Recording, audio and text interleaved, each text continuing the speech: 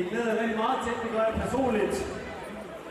Det er en kamp, som lige så godt kunne have været en pro-kamp. 2 erfarne, meget, meget dygtige gutter. Det er også en revanchekamp. For 2 år siden der mødtes de til DM-finalen i kickboxing, hvor den ene Jesper træk sig sejrigt ud, knippen på point, og i aften er det så en revanche. Den første mand, vi skal præsentere, er en meget, meget erfaren herre med indtil mindre end mere end 150 kickboxing-kampe på CV, folkens, og adskillige mesterskaber i bagagen. Det var en stor glæde at have at kunne præsentere i det blå hjørne. Han er fra Bispebjerg Kickboxing i København. Mine damer og herrer, vi er stor og varmt bifald til Jesper Ibarra Poulsen!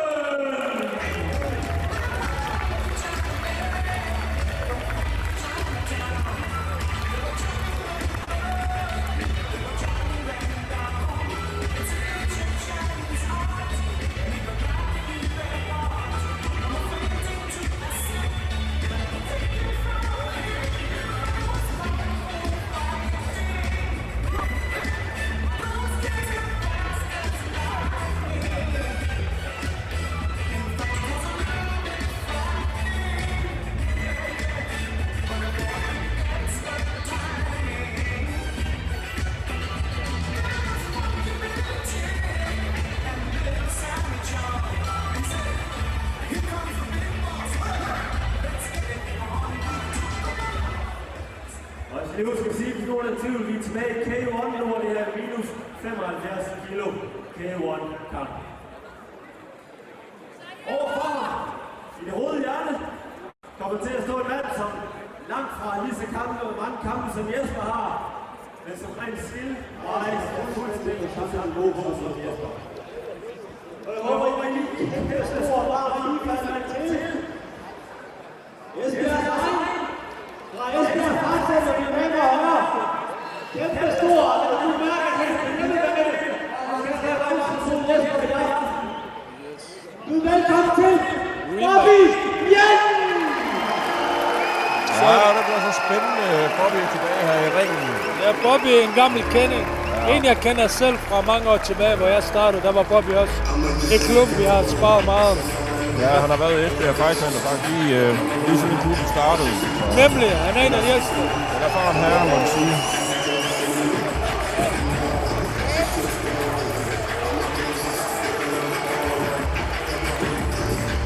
Så Bobby, og den her kamp er lidt speciel, fordi normalt er det 3x2. Altså 3 runder af 2 minutter, men den her er 3x3.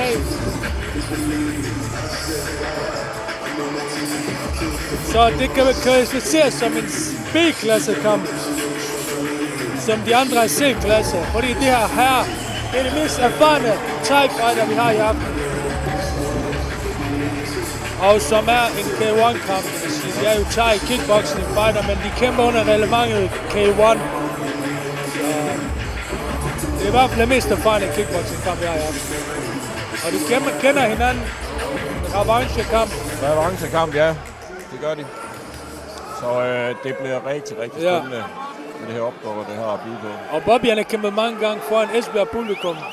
Det har han, for ikke så mange gange siden, der vandt han en super knockout i de gamle haller derovre. Så vi kan høre. De har lige været en måned i Thailand for at træne op til det her stævne også. Bobby, og nogle gange træner han også i Artuave, hvor jeg selv træner. Der besøger han også og træner. Rigtig dygtig. Det starter.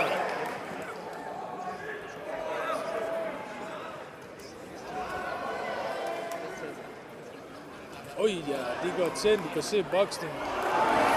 Der er meget mere læsning, teknik, ja.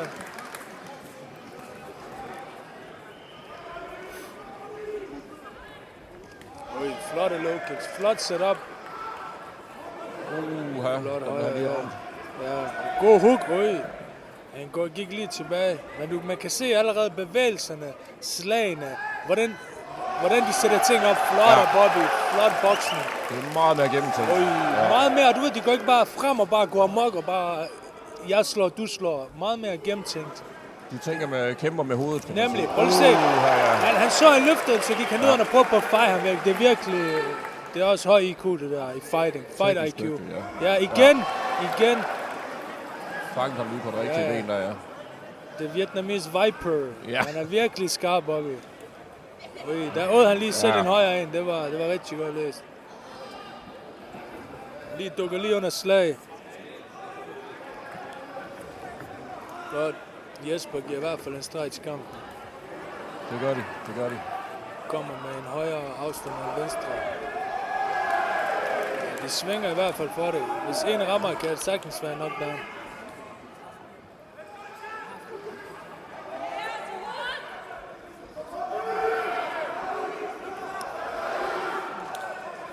Prøv lige venstre hook for Jesper, der sidder godt, og i knæ, og også en højere. Som sagt, de kender hinanden, de har kæmpet. Når man har kæmpet mod en, så kender man nogle af hans ting, det han gør. Ja. Så det er bare at huske hvad sidste kamp. Selvfølgelig, man kan ændre nogle ting, men det er svært at ændre stil. Man valgte den samme fight-stil. Det kan være nogle strategiske punkter, man ændrer, men når man lidt går til nu, som de gør, når der er lidt mere stolthed på spil, så kæmper man på samme måde. Og når man bliver træt og presset, så vender man altid tilbage til det, man ved bedst, hvordan man kæmper bedst. Så går man tilbage til sine gamle vaner. Sådan er fighting. Det sidder på ryggraden. Flot middelkick fra Jesper også.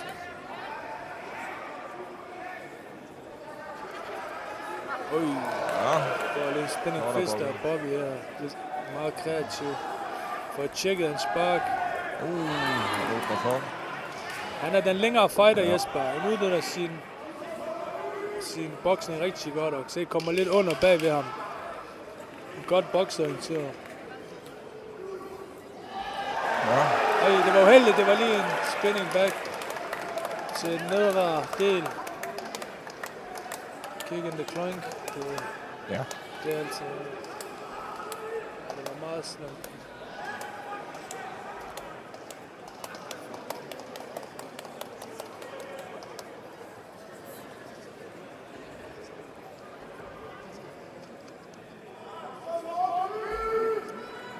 Og det kan ske desværre. Ikke fordi han gør det med vilje.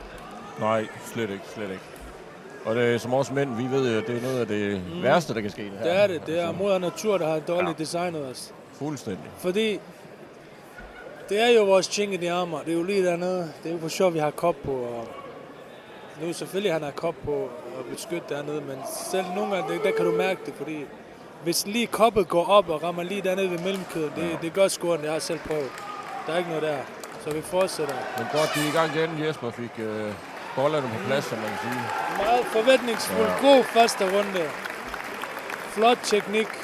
Aggression. Og jeg er meget lige, meget jævnbyrdigt. Meget jævnbyrdigt. Det var faktisk svært at bedømme den der. Normalt kan jeg sige, her vælger jeg ikke at sige noget. Jeg vil lade at dommerne gøre deres job.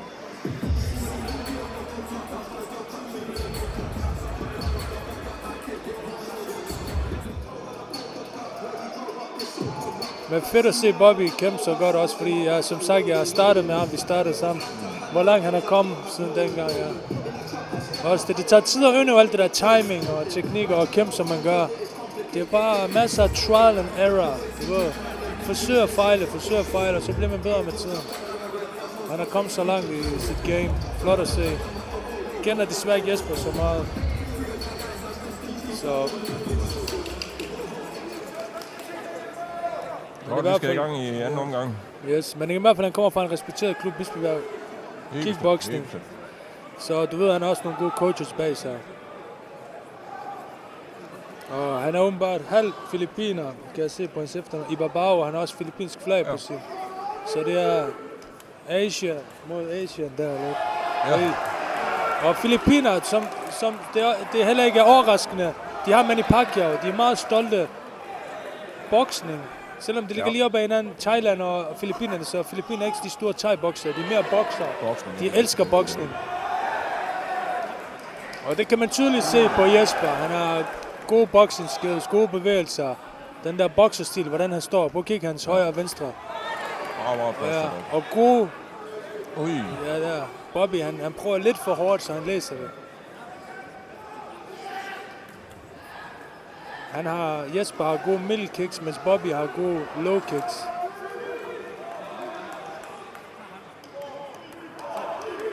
Mens Jesper er lidt mere poleret boksning, og Bobby den lidt mere power puncher. Prøver at slå ham ud, gør lidt mere til stålet. Det er en spændende matchup. Så hans bevægelse, det der lidt højere vægtforskydning af Jesper. Der hvor han lige vender og laver vinkler. Feints. Low kicks. 3 lige efter hinanden. Ja. Han tjekker den, men så kommer højre hook. Oj! Der kom den. Ja, godt kom igen, ja. Så du kan se, Igen. det er jo det Bobby han er god til, han er meget vild. Han får også lige et par. Ja, han er 2. Ja. Men som jeg husker, han kan godt tage nogle slag på. Endnu flot højre. Bobby han tager gerne en for at give en. Meget god chin, Bobby har. Også Jesper.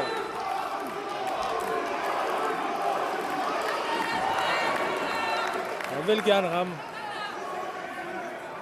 Men Jesper holder sig fokuseret. Jesper han er stadigvæk hænderne godt op, forsvarer sig bedre. Det er den forkerte sport. Der var takedown, ja. Virkelig godt matchup her.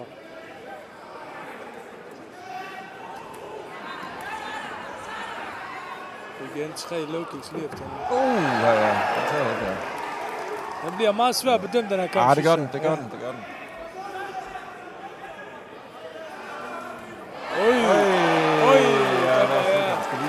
Ja. Jeg så ikke lige den anslag. Det var en højre venstre, hvad jeg så. Ja, den så godt desværre. Nej, det er færdigt. Det var en god afslutning. Altså, det må man give her. Men sådan er det. Du går op og kæmper som en mand, som man gjorde, og virkelig gik til den.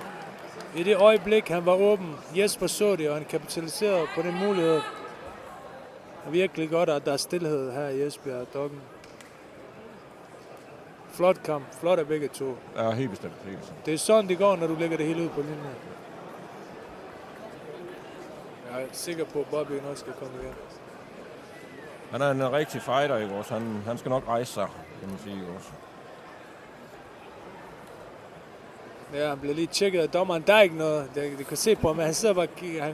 I det øjeblik, han var helt rystet. Det var ikke nok for ham at blive talt til 10. Så han ved bedst at sige, at jeg bliver ikke klar. Der er ingen grund til, at han kommer op og får yderligere slag og falder ned og falder endnu grimmere ned, du ved.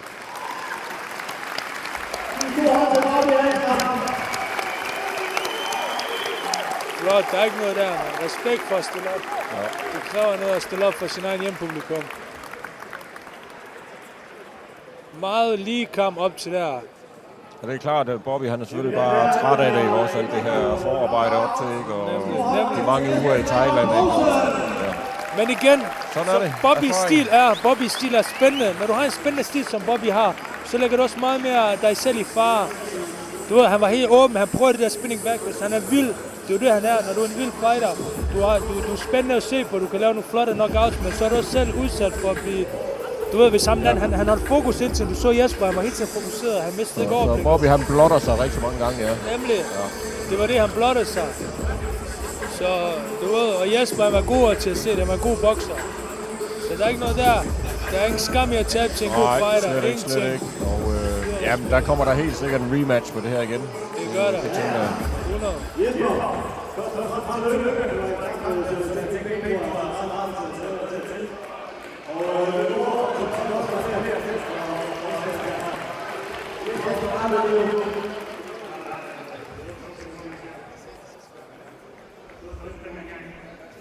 Det er vi glade for.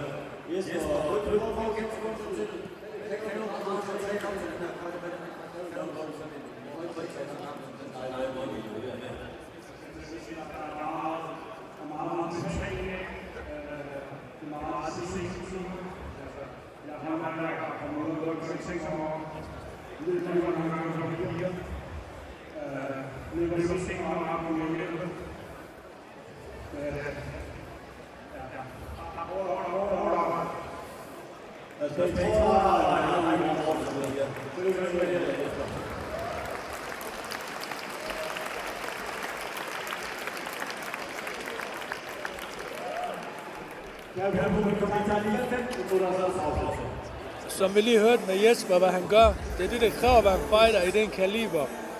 Det er ikke bare, han møder ikke bare kun til træning lige om eftermiddagen. Han siger, at han er håndværker, han møder kl. 6 om morgenen, så han står op kl. 4 for løb. Det er det der tidlige morgen, sen aftener. Det er dedikation og disciplin. Dedikeret og disciplineret. Vi hører tit det der med, at jeg har ikke tid til at træne. Jo, for helvede, man skal op kl. 4 eller kl. 5 om morgenen, gå ned i træningscenteret. Hvor mange er der? Altså, der skulle plads nok til at træne. Nemlig, det handler om prioritering. Han har prioriteret sin kamp højst, og det så vi i dag, hvor dygtig han var.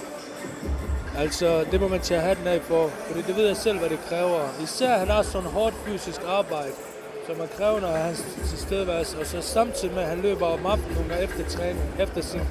Så er det fordi, man vil det. Ja, så det vil sige, at han arbejder, træner, og så går han nogle gange ud og løber om aftenen. Nogle gange står tidligt op og løber. Og du ved godt, når den er væk ud og rækker kl. 4, du ved godt, at han hellere vil ligge under sin varme dyne, især nu i vintertiden, og bare sove ud til han skal på arbejde. Men nej, du ved, og der kan du se den resultat, han fik i dag. Tydeligt at se, at han var i god form, kom forberedt af det. Så det er bare virkelig frugt, hans hårde